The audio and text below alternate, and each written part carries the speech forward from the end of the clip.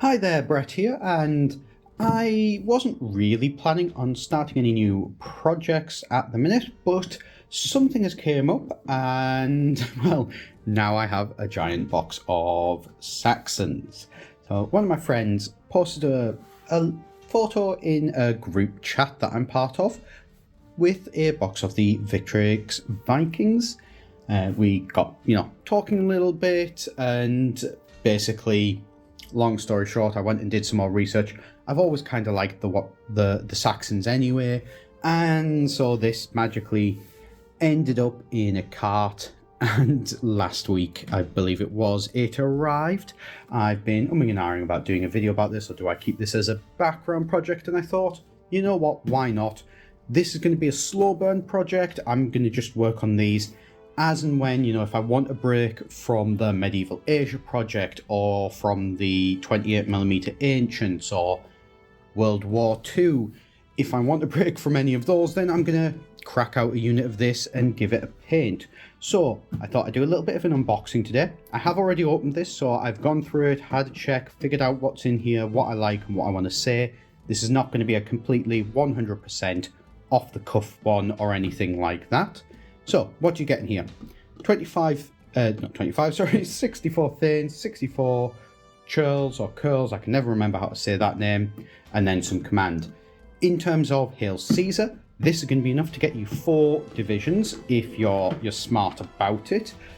I think I'll be doing these guys in 2 ranks rather than in the 4 ranks that they recommend. That's how I'm going to be getting the divisions that I want. So you can see here, these are what I believe are the Thanes. And then we've got, this is the Warlord with the Hearth Guards. That's your command. And then you turn this around in here and you've got the Curls, you've got some skirmishers, and then some as line infantry. I'm going to be just doing line infantry for this. I'll look at getting skirmishers to expand this force some point in the future. And then we flip around to the other side. And what we've got here, we've got what other boxes do they do? What else is in the book? In particular, those shield transfers. You can see here as well that they are for late Saxons, because they do also have the kite shields rather than the early and middle Saxons, which are going to have your round ones, although the round ones will still appear in the later era as well. So let's flip this round, get this box open, and have a look at the sprues that are inside. So this is the inside the box. What we've got here, well, first of all, 2 cutouts that just show you what sprues you've got in the box, and also give you a little bit of an introduction as to who the Churls and the Thanes actually are, which is actually quite nice. I appreciate this. This wasn't in, I have got one of these boxes before for Ancient Greeks, and we didn't get anything like that in that box, which, quite a nice addition. We've then got all of our shield transfers. These do look like full shield transfers as well, which is really nice to see rather than just a pattern. I will need to have a think about how they work exactly. We've then got our usual cards of who packed the orders, which is always nice. That customer service accountability from Warlord really is second to none. And then we've got the mountain of sprues. You can see these sprues here, just the full length of the box. It's absolutely packed. To give you an idea, that's what, nearly 15 centimeters thick, so 25 on there, up to about 39.5 on my cutting mat. So yeah, just shy of 15 centimeters thick, solid sprues, which is great. The sprues, you've got your command sprues, which are your small ones, pretty obvious, I believe. And then it just, oh no, it isn't actually, sorry, I had a look in this and I've still missed it. And it just keeps going down. So you've got these, which are your armored ones. So these are going to be your Thanes. And then these ones, which are your unarmored ones, are going to be your Curls. So really, you've got quite a fair bit of stuff there. It just keeps going down, and then eventually if we dig it all the way down, and all the way down, so to give you an idea, that's the, how far down we're talking here. Lots of sprues, lots of options, plenty of weapon options here on this side. We've got round shields, we've got some kite shields, We've got some bows, we've got some spears, we've got some swords, got everything that you might really need here. Two-handed weapons as well. I'll need to have a look at what the two-handed ones are used for. So this kind of is what's in the box. It's just lots and lots of the same thing over and over again. And that can be, I guess, kind of a criticism against Warlord Games' starter boxes, is that there's nothing in here that is blow your mind amazing. But that's kind of okay. That's what these are for. These are for getting lots and lots of miniatures all in one go to build out for a mass army game. And with a mass army game, you don't want everything, all the time, guys doing sweeping massive swings and really over the top poses. You want repeatable. You want reliable. You know what it's going to be and you know how it's going to paint up, and you can just get through it as quickly as possible. Just boom, then boom, then boom, and done. But this here, just showing it on the sprue, this is not really good enough, is it? Not enough to see what they actually really look like. So let's go away. I'm going to go and build some of these, and then I'll come back to you and show you what they look like. And with that, I have built up what I need for a unit of Thanes for Hail Caesar. You can see here that I have built them slightly differently in that they aren't on multi-base, all like sort of 4 of them at a time. Instead, they're all on separate bases that I've put magnets into the bottom, and I have 3D printed myself a movement tray, also with magnets, and they just slot in nicely into there, and we can see that they ain't going anywhere, which is brilliant. So my plan here is I want to be able to possibly use these for things like maybe Hail Caesar, obviously, but then also, things like Saga. If I wanted to play it, I now can just take them off the unit base and they'll be perfectly usable. So having got these all together, they are, as I said in the first sort of bit of this, they are cheap and cheerful. They are good enough. They're exactly what they need to be for mass infantry. They're nothing special, nothing to write home about, but that doesn't mean that I'm unhappy with them. They are just, basic guys, basic weapon, basic shield, head. Sculpts are not overly detailed, but also not horrendous. The only thing I did find, if I can get this guy to focus, there we go. The only problem I did find was the necks. The heads for these models did come a little bit strange in that they came as extended, I guess, almost like how they might have been depicted in artwork. So what I did find that I had to do, so I found that I had to shave them back a little bit. So you can see this one here, his neck does seem to be a little bit maybe abnormally long. I haven't shaved his back quite enough and very blocky. So I kind of tried to figure out what position I wanted the head in, and then I would get them to sort of shave them down a little bit and maybe get them to fit a little bit nicer.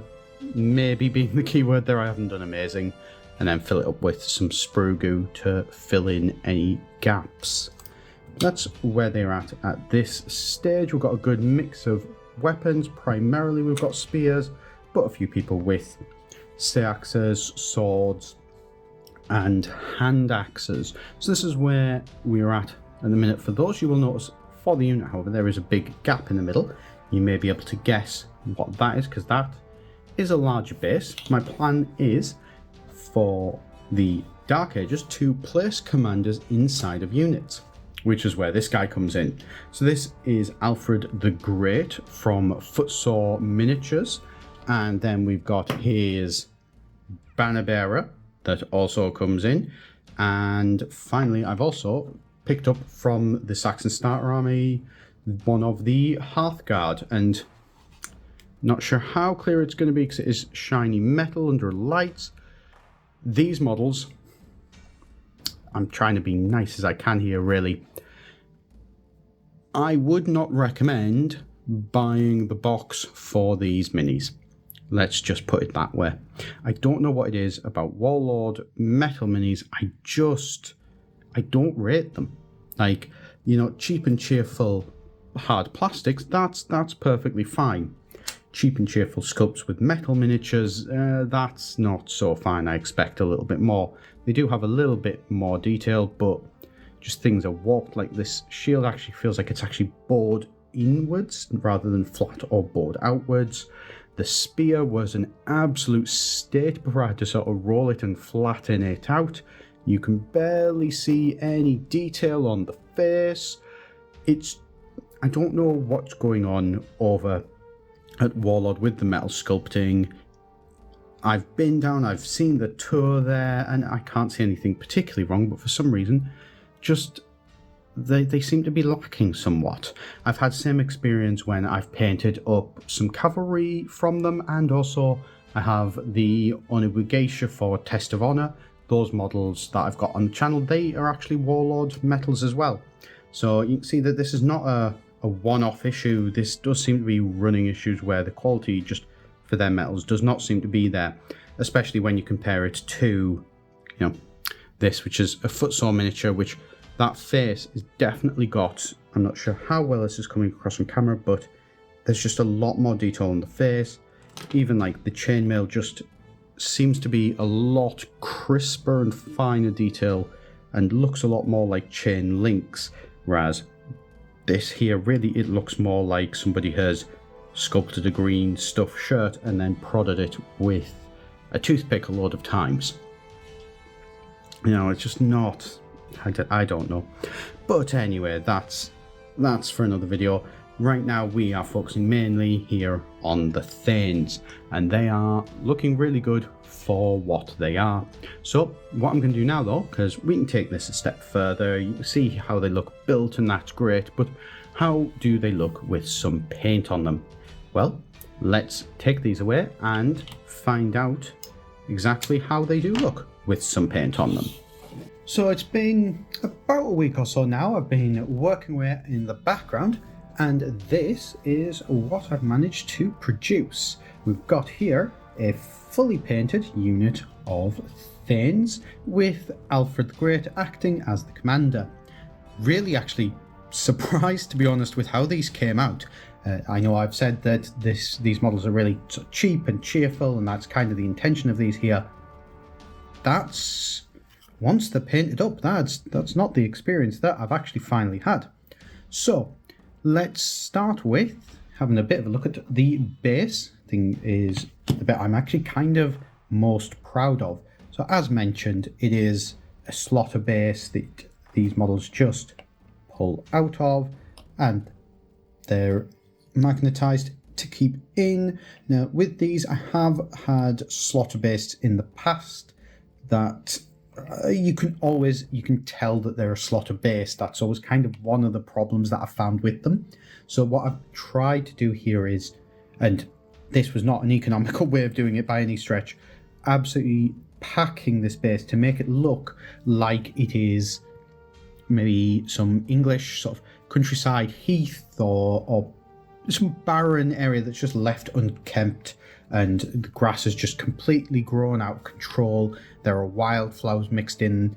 I've used clump foliage for small shrubbery, a couple of different coloured types of grass tufts, some of these flower ones which I'm not terribly a fan of normally, but I think when they're inside of all of the other stuff, then they actually do work quite nicely.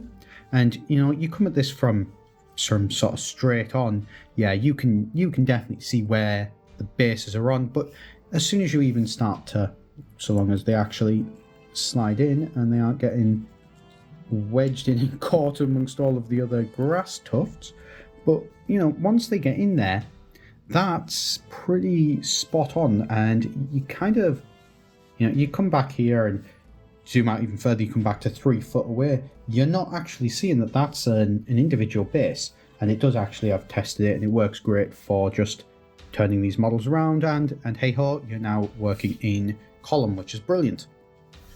So the minis themselves, let's start with the Thanes, the plastic Thanes. I've actually pretty impressed with these. They came together really quickly, as it turns out, doing, you know, bright coloured shirts, trousers, and then some metals, and that's kind of it. The woods, they just got a nice wash, brown colour and then a wash and then a little bit of a highlight. Again, the skin, just a nice sort of rosy beige red flesh colour with a wash on it and then a couple of highlights. Again, nothing here is, particularly advanced. It's a base, it's a wash, re-establish your base, do a couple of highlights. And it just came together really nicely. I did the metals first. I did metal wash, metal dry brush, or maybe overbrush might be more accurate, and then a final dry brush on top of them. Then the clothes I just picked out, those were done with layering. I'm also shockingly, surprisingly happy with the quality of the shield transfers. Not the quality in which I've put them on. You can very much see the edges along here where they haven't lined up properly, and that I'm not happy with, to the point where I have finally decided to cave and pick myself up some Microsol and Microset in order to give these products a go so that I can, for the next load, try out actually getting the shield transfers to look a little bit better. And these shields, which are slightly bowed, the transfers, they don't go on quite correctly. But when you get one of these, let's go for this guy here because I like the shield design. When you get them on the flatter shields, that shield actually looks really, really nice, and I'm happy with how that one came out. So that's those. I've then got the command base. The command base, just going to try and get this out because of a reason why you'll find in a minute. So this here, this is obviously footsore, this is footsore, and this is the Warlord metal Hearthguard that I was talking about previously, not particularly liking. Gotta admit, once you get him painted up, the details on him are perfectly serviceable, perfectly fine, and they go in really nicely. One issue though, and I do still stand by, I'm not a massive fan of the Warlord metals because this metal is very soft. You look at this spear, glance at it, barely breeze past it, and it's getting bent. The amount of times I've had to re-straighten this while painting this model because I caught it, it's not great. And that's something they could definitely improve on. So this is where I got to. This, like I said, all told took the better part of a week to actually get everything painted up and sorted out. And that for a side project every now and then as a little bit of a breather, spending a week doing a unit of them, I'm more than happy with that. And for as simple as they are, like I said, I really enjoyed painting them. I didn't think I would. I thought they would be cheap and cheerful, get them on the table quickly, but then I did a highlight, and then I did another round of highlights, and I did a third round of highlights on some parts, and I really enjoyed painting them. I think it was almost like the simplicity of them is the bit that meant that I enjoyed them. I kind of just got to go to town and do what I want to do rather than being constrained by the sculpts themselves, to the point that actually, after I'd been painting them, I've sat and I've built some curls or churls, the lighter armoured peasantry models as a second unit that I'm actually going to be painting up as well, probably straight after. And just, I've got to admit, I didn't think that I would enjoy them as much as I did. So they're still going to be a back burner. I think I'm going to do these 2 units. That'll be good enough for me for the minute, and I'll set it aside and I'll go back to doing some Romans or doing some of my 10mm stuff. But these are just a really great palette cleanse that I'm really happy that I picked up, and a well worth your time if you do want to consider them. Now, in terms of price, like I said, they are cheap and cheerful. Unfortunately, when I looked at it, 2 bags of the Victrix Anglo-Saxon, which are going to be higher quality than these, they're going to run you about the same price and get you about 2 divisions. So in that sense, they're not actually saving you a massive amount of money. Where you do get the added value, however, for the Warlord stuff is that you do get all of the shield transfers included, which you'll have to pay extra for the little big man ones, although they are amazing. And you also do get a Warlord, so a commander that you can use for Hail Caesar, along with the Saxon starter army from Warlord. And then you also get 4 Hearthguard, which you can use to create kind of special elite guys, or put them to one side, get a few more, and eventually you can build up into having a kind of your elite unit of guys that defend the king and all that sort of stuff as an ultra elite unit to go in this army. So there are, for the same cost, there's additional added value there that wouldn't come in Victrix, and the Victrix will end up being more expensive in the long run with those shield transfers and the need to maybe get additional units or get that additional commander. Although if you can get them at a, say, 10 or 15% off, then that added value, to be perfectly honest with these, would pretty much disappear completely. Although that said, I would, in all honesty, still very much recommend these models. So that's where I'm at for this one today. Let me know what you think of these, if the Anglo-Saxons early medieval period is something that's of interest to you, and what do you think of the Warlord starter armies? Are they good value, or do you prefer something that's a little bit higher quality? As always, do feel free, hit that subscribe button if you did enjoy the video. It does help me out massively. I would love to get to 180 subscribers by the end of February this year. It's perfectly doable, I think, and can only do it with your help.